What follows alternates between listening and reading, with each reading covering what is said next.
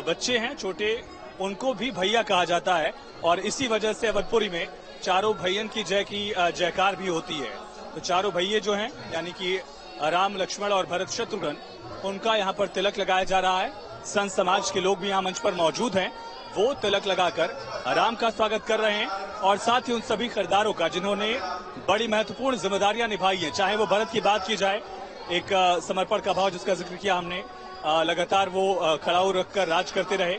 इसी तरह से बाकी जो जिम्मेदारियां थी पूरे राजकाज की, वो शत्रुघ्न संभालते रहे। लक्ष्मण जिन्होंने पूरे वनवास के दौरान भगवान राम का साथ दिया, मैया सीता जो हर सुख दुख में राम की सहायक रही।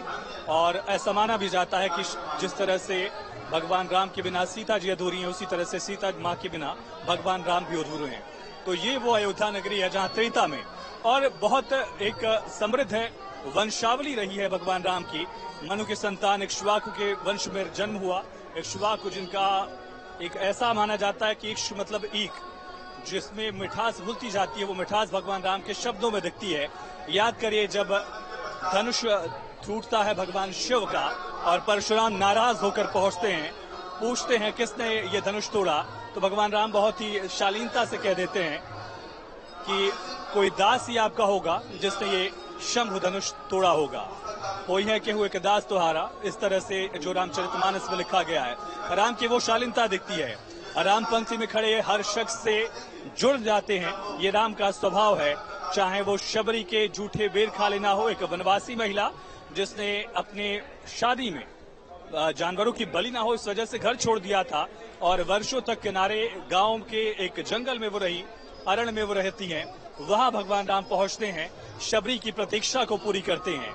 वही प्रतीक्षा पूरी होती है अहिल्या की, जब भगवान राम उनका उद्धार कर देते हैं। परिवार के लोगों ने जिसका साथ छोड़ दिया, उसके भगवान राम हुए। सोचे जिसका कोई न सहायक बचा, उसका उद्धार भगवान राम करते हैं। अहिल्या का उद्धार किया और अहिल्या के उद्धार के वक्त पूरे रामायण में, रामचरितमानस में आपको एक मौका मिलेगा जब भगवान राम खुद अपना इंट्रोडक्शन अपने पिता के नाम से देते हैं। और वो मौका आता है जब राजा राम बताते हैं कि वो दशरथ पुत्र हैं, ताकि उस वंशावली का असर दिखे उस समाज पर जिसने अहिल्या को किनारे कर दिया है, उस परिवार पर जिसने अपनी अहिल्या को त्याग दिया है। राम वहां सिर्फ अपना परिचय देते हैं अपने पिता के नाम पर, बाकी कहीं भी इस तरह का उल्लेख नहीं मिलता। राम सिर्फ अपनी शालीनता, अपने धैर्य की वजह से जाने जाते हैं। एक अद्भुत प्रसंग है रामचरितमानस में, जब रामायण में के काल में जब लड़ाई होती है, रावण और राम आमने सामने हैं। रावण जो सोने की लंका का राजा है, सोने के जहाज पर वो आता है लड़ने भगवान श्री राम से और भगवान श्री राम के पैर में खड़ाऊ तक नहीं है। विभीषण अधीर हो जाते हैं। रावण रथी राम विरथ है, इस तरह से है, देख भय विभीषण अधीरा। विभीषण डर जाते हैं कि भाई ये क्या, सामने जो है लंकापति नरेश, क्योंकि वो जानते हैं अपने भाई की शक्तियां क्या हैं, उसकी तरफ महादेव का आशीर्वाद है, शक्ति खुद लड़ रही है उसकी तरफ से। तो उसके बावजूद विभीषण डरते हैं कि ये क्या, जब भगवान राम के पैर में खड़ाऊ तक नहीं है, एक भगवा वस्त्र धारण करके वो रावण को कैसे परास्त कर पाएंगे लकड़ी के धनुष से। फिर वहां पर विभीषण गीता शुरू होती रामचरितमानस में।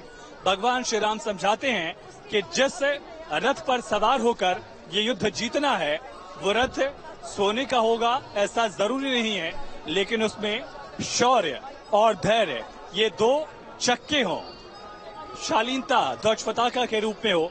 एक पूरी विभीषण गीता वहां होती है। भगवान विभीषण का ज्ञान बढ़ाते हैं। इसी तरह से केवट गीता वाला संवाद आता है, जब भगवान श्री राम केवट से ये गुजारिश करते हैं। अवधि में शब्द है चिरौरी, यानी कि गुजारिश। जब अवधि में गुजारिश होती है, वहां पर गंगा किनारे भगवान श्री राम पहुंचते हैं और गुजारिश करते हैं केवटराज से कि भैया नाव से पार लगा दीजिए, गंगा पार करा दीजिए। तब वहां केवट अड़ जाते हैं। केवटराज निषादराज अड़ के कहते हैं, भगवान जब तक आप पैर अपने धुलाएंगे नहीं, तब तक मैं अपनी नाव से आपको ये गंगा नहीं पार कराऊंगा। तो वो एक अद्भुत प्रसंग है। केवटराज इसलिए डरते हैं क्योंकि भगवान राम ने पाषाण रूपी अहिल्या का उद्धार कर दिया था पैरों से, रजमात्र छू जाने की वजह से उनका उद्धार हो गया था। तो केवटराज डर के कहते हैं कि जिस महिला को, पत्थर की शिला को आपने महिला में बदल दिया, हमारी तो लकड़ी की नाव है, इसको आप क्या बदल कर देंगे, हमारी रोजी रोटी का ये साधन है। डर जाते हैं वो। तो फिर भगवान राम की गुजारिश के बाद वो मानते हैं और फिर काठ की कठौती जो होती है, एक बर्तन है, उसमें वो पैर धोकर चनामृत पीकर फिर भगवान राम को पार लगाते हैं। जब वो गंगा पार होते हैं, भगवान राम के पास कुछ देने के लिए नहीं था, तो अंगूठी जब भगवान राम ने अपनी देनी चाही तो केवटराज ने मना किया और एक और उनसे वचन लिया कि जिस तरह से मैंने आपको ये गंगा पार कराई है, उसी तरह से भव सागर वाली नाव आप खीएगा और मुझे पार कराइएगा।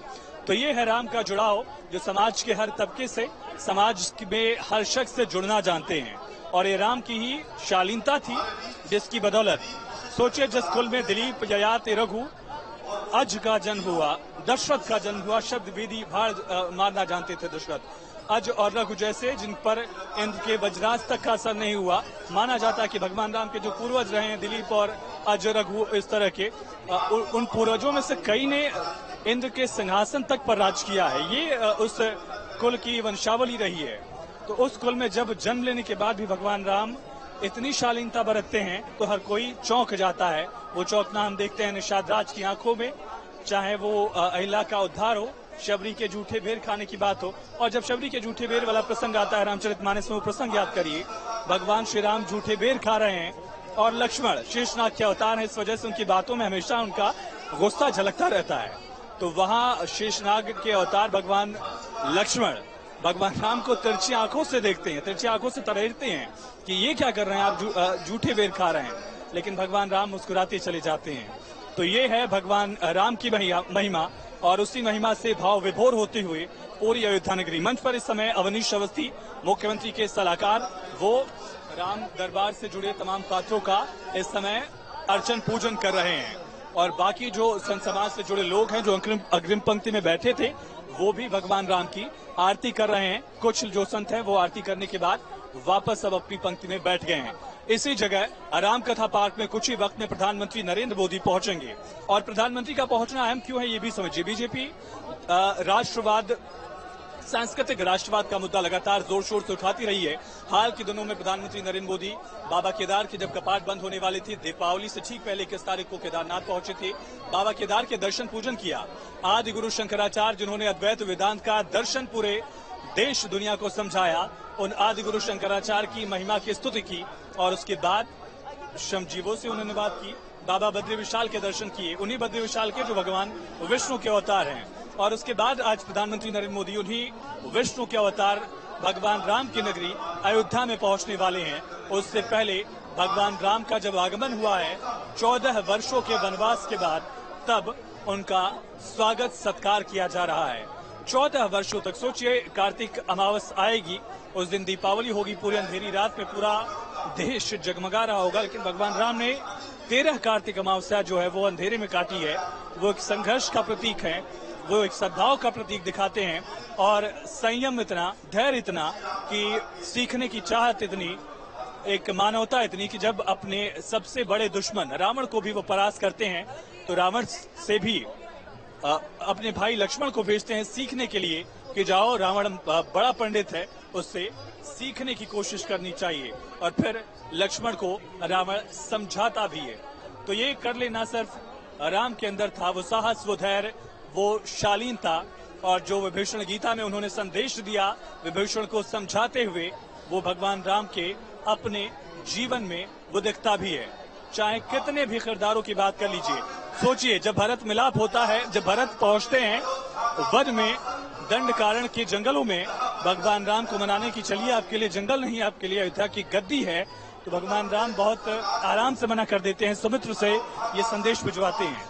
लेकिन साथ में जब उनकी तीनों माँ वहां पहुंचती हैं, कौशल्या, सुमित्रा और कैकेयी, तो भगवान राम सबसे पहले पैर छूने जाते हैं कैकेयी के, ताकि उनको यह अपमान न लगे कि उनकी वजह से भगवान राम को वनवास झेलना पड़ा। कौशल्या के बेटे हैं राम, लेकिन पैर छूने पहुंचते हैं कैकेयी के, जिन कैकेयी की वजह से भगवान राम को वनवास हुआ। तो ये शालीनता, ये संयम, ये धैर्य पूरे हिंदुस्तान को अपनी आत्मा से बांधे हुए भगवान श्री राम ही दे सकते हैं। और वो संदेश, वो मानवता, वो परिचय भगवान राम की हर कोशिश के साथ, हर शख्सियत से मुलाकात के साथ दिखती है। पूजा। बिल्कुल आयुष, और ये तस्वीरें हम वहां से देख रहे हैं जो अपने आप में बेहद ही भव्य और दिव्य तस्वीरें आप सीधी वहां से दिखा रहे हैं। एक बारी प्रधानमंत्री नरेंद्र मोदी कब तक वहां पर पहुंच सकते हैं, उससे जुड़ी जानकारी भी जरा दीजिए। बिल्कुल पूजा, प्रधानमंत्री कुछ ही वक्त में यहाँ पहुंचेंगे, ठीक इसी जगह। उससे पहले रामलला के दर्शन करेंगे पीएम मोदी। प्रधानमंत्री का दौरा बेहद ज्यादा है माना जा रहा है। भगवान राम के उन्होंने जब मंदिर का शिलान्यास हुआ था, पहली ईंट भगवान के मंदिर की प्रधानमंत्री ने रखी थी। प्रधानमंत्री नरेंद्र मोदी करीब 4:30 बजे अयोध्या आगमन उनका होने वाला है, ये जानकारी है। 3:45 से 4:20 तक प्रधानमंत्री पहुंचेंगे साकेत डिग्री कॉलेज। अयोध्या का एक नाम साकेत भी है, बुद्ध के दर्शन में, बौद्ध धर्म के किताबों में अयोध्या का नाम साकेत है, तो उन्हीं के नाम से एक कॉलेज है यहाँ, डिग्री कॉलेज। वहाँ हेलीपैड बनाया गया है प्रधानमंत्री का। मुख्यमंत्री का हेलीपैड ठीक बगल में था रामकथा पार्क के, जहाँ राम जी पहुंचे हैं पुष्पक विमान से, उसी जगह। तो प्रधानमंत्री साकेत पहुंचेंगे, साकेत डिग्री कॉलेज से 4:30 बजे भगवान राम के जन्मभूमि पर पहुंचेंगे। 4:30 बजे लगभग प्रधानमंत्री रामलला के पूजन अर्चन करेंगे और तीर्थ क्षेत्र में जो विकास के कार्य किए जा रहे हैं, या यूं समझिए कि जो मंदिर का निर्माण कार्य हो रहा है, तो वहां पर विकास का जायजा लेंगे, मंदिर निर्माण के कार्यों का जायजा लेंगे। फिर 5:10 पर प्रधानमंत्री नरेंद्र मोदी राम जन्मभूमि से प्रस्थान करेंगे और वहां से जो रास्ता 10-15 मिनट का है, वहां राज्याभिषेक के लिए यहाँ पहुंचेंगे, जहाँ की तस्वीरें आप देख रही हैं पूजा। और फिर रामकथा पार्क में आकर श्री राम का राज्याभिषेक